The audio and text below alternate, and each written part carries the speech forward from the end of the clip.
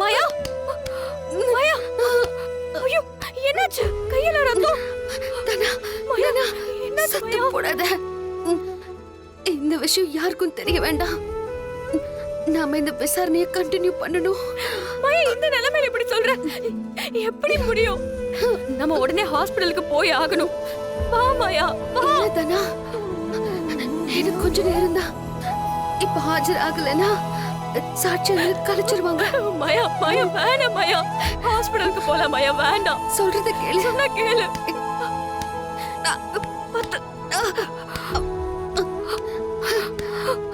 என்ன மாயா நீ? தனா துணி துணி இரு.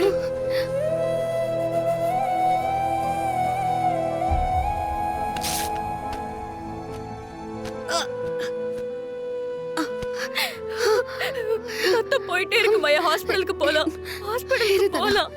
இரு.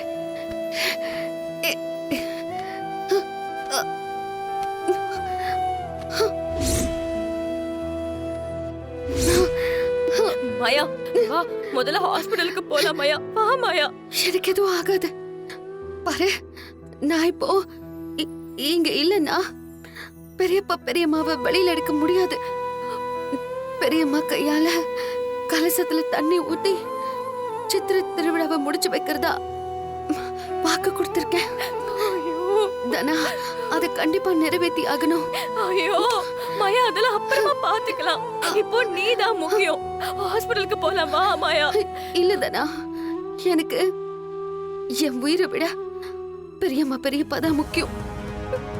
கவலைப்படாத, அவங்கள வெளியில எடுக்காம என் மூச்சுக்கு எதுவும் ஆகாது.